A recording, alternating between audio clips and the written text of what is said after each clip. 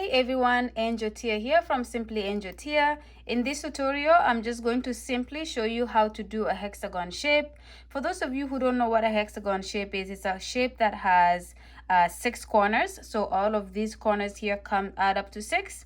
And that is pretty much what a hexagon is. It's one of the shapes that is very common in crochet. You could do it in a solid like this, which is what I'm gonna show you, or you could do it more in like granny square or granny hexagon, so it's more gappy. You could even do it more lacy and things like that, and I will show you guys how to do all of this in future videos, but for now I'm going to show you guys how to do just a regular solid hexagon like this one. Okay, all right, so before we go ahead and get started, I just want to take this opportunity to welcome those of you who are new to my channel. Thank you so much for joining us today. And I would like to quickly tell you that in this channel, I post once a week, sometimes maybe twice a week, and it's mostly tutorials on how to crochet, and I have a variety of things on my channel. So go ahead and check it out. Every now and then I would usually post a vlog video if I have something to get to get out of my chest, or just to talk about something that I'm passionate about. But you will find that 95 to 98% of the videos are crochet videos. So go ahead and check it out and see what you see, and if you like what you see, please go ahead and subscribe. And yeah, so let's go ahead and get started on this one. Alright, so for this quick tutorial, I'm going to use this ball of yarn that I have, just a scrap yarn that I have laying around. It's a medium weight number 4 and it's 100% acrylic. So for this, it's because it's a sample. You can grab any yarn you have around. And I'm using a corresponding hook size, which is a 5mm crochet hook, or H8, okay? So grab any type of yarn you have with a corresponding hook size, and let's go ahead and get started. Alright, so to get this tutorial started, we're going to start by doing a magic ring or magic circle.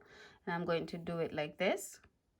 Okay, so this is how I usually start my slip knot, but instead of completing the slip knot, I'm just going to leave this gap open like this because we're going to be working into it. So this is our magic circle here, or our magic ring, okay? Right there. So I'm going to start by doing a chain of 2. Okay. And then in this gap here, I'm going to work in a total of 12 double crochets, and this chain 2 here counts as my first double crochet. So I'm going to add 11 more to make it 12, okay? So for those of you who don't know how to do a double crochet, I'm going to do one a little bit slower here. So you yarn over, go into the magic ring, bring the yarn back. You will have 3 loops on the hook like that. You're going to yarn over, go through the first 2 loops. You will have 2 loops left. Then yarn over and go through the remaining 2 loops. So that's a double crochet. Okay. So you're going to go ahead and do a total of 12 in this ring. And then we're going to move on to the second row. Okay. So get your 12 in, and then let's move ahead after that.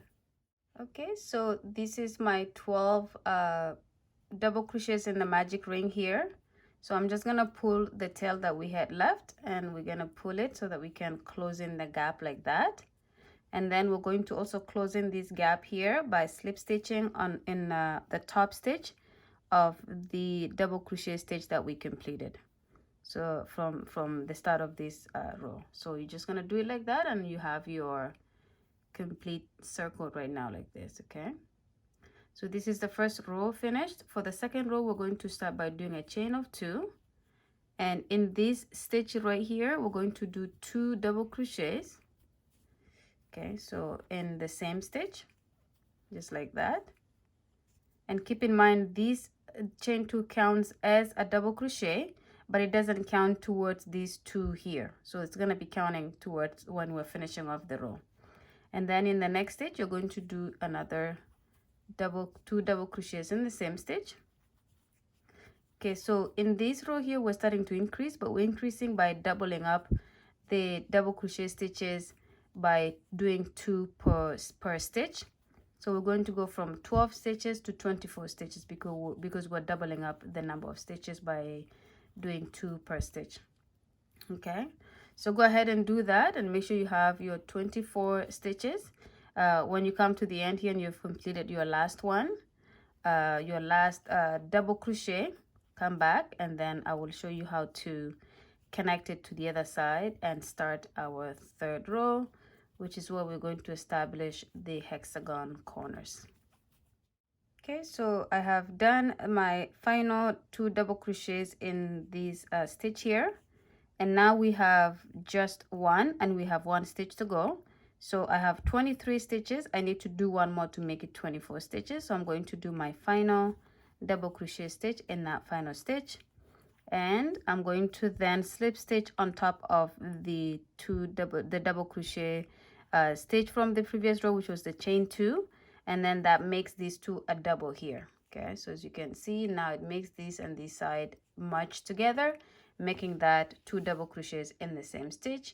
And that's how we should have our row 2, which looks pretty much like a circle at this point. Okay, now for our row 3, we're going to chain 2, and then in this very next stitch here, we're going to do 4 double crochet stitches. So 1,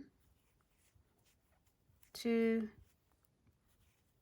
3, and 4. Okay, and it doesn't count, we're not counting the chain 2, which is, it counts as a double crochet stitch, but we're not counting into these 4 stitches we did in the same stitch. It counts as its own individual stitch, standing alone here, and it's gonna work together with what we have coming at the end of this row. And then for the next 3 stitches, we do a double crochet stitch per stitch. So 1, 2, and 3. And then in the next stitch here, we're going to do 4 double crochet stitches in the same stitch. Okay, so that's 2, 3, and 4. So we're establishing our corners here for the hexagon, and we have 2 so far. Then we're going to do 3 double crochet, 1 in each stitch. So 1, 2, and 3. And then in the next stitch, we're going to do 4 double crochets in the same stitch. That's another corner for the hexagon. That's 2, 3, and 4. And then we're going to do 3 double crochets, 1 in each stitch.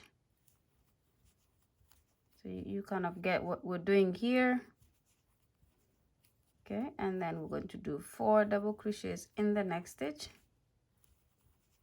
And make sure you're counting to make sure you're not missing or doing less in one stitch, or whatever the case is. Make sure that your 3 in between is 3 consistently across all of them, and not that you're doing some that are 2 or 3, or just like, you know, make sure your work is working out the way it's supposed to be.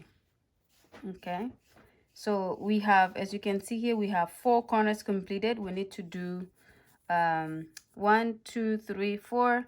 We're gonna have 1 more coming up, and then that should be, or actually 2 more coming up, and that should be the corners that we need to have the hexagon shape. And you will not see it probably too much in this section here yet, because you just need to build it up to be a little bit bigger for you to actually see the shape of it taking place, or it taking shape. Okay, so that's 3 there. And then in the 4th one here, we're going to do 4 double crochets in that same stitch. So 1, 2, 3, and 4. Okay, and then we're going to do 3 double crochets, 1 in each stitch. So that's 2 and 3.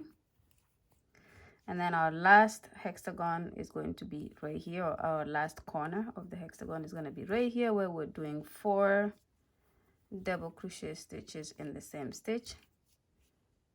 So 2, 3, and 4. And then now we're going to finish our last 2 double crochets here. So 1, 2, and the 3rd one is this guy here, which is the chain 2 that we created to make a first double crochet. So we're going to slip stitch on top of that and do it like that, and there's your row 3. So as you can see, we have our corners. They're not quite definite yet, but they're there. Okay, as we kind of work throughout this work, you're gonna start to see that. So for our fourth row, we're going to need to go into this corner of this work here, which is right here. So we're going to slip stitch in the next stitch here. Okay, and then we're going to slip stitch in the middle, just to move our yarn to where the center of this area is. And then since we're there, we're going to chain 2, and then we're going to do 3 more double crochets in this gap, because our chain 2 counts as a double crochet. So now we have our 4 total double crochets in the same stitch. So our chain 2, our double crochet, and double crochet. Okay, so just like that. And then you're going to do a double crochet in each of the stitches until you get to the corner again. So that's 2, 3,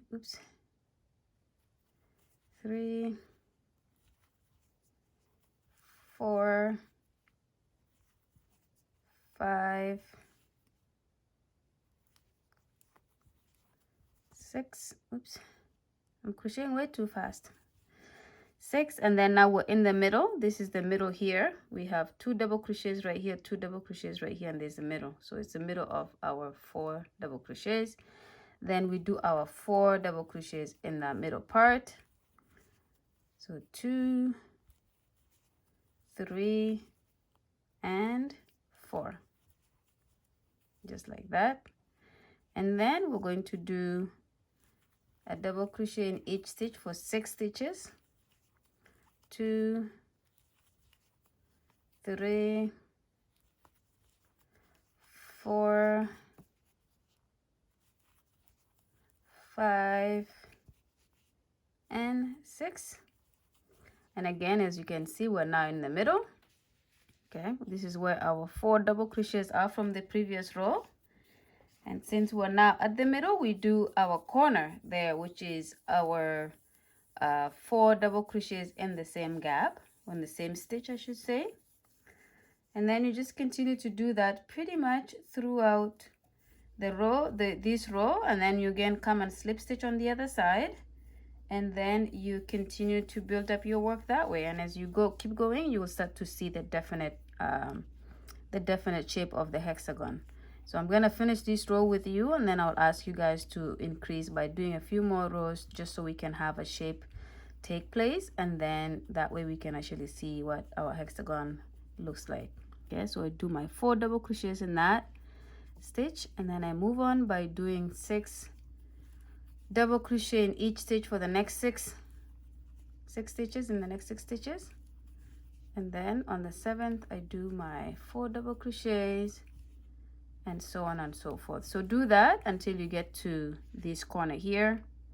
And when you have done your final double crochet here, come back and I will show you how to connect it and then start the next row. Okay, so I have done my last double crochet in the last stitch there. And then I'm going to go ahead, of course, and slip stitch on top of the chain 2 from the beginning of this row. And this is how it should look like so far. So as you can see, your hexagon shape is starting to take place. What you can do to kind of aid your work every now and then is you could just take the corners and kind of stretch it out like this, and it makes them kind of show more. Okay, just something like that, and you start to just help them kind of come out a little bit more, like so.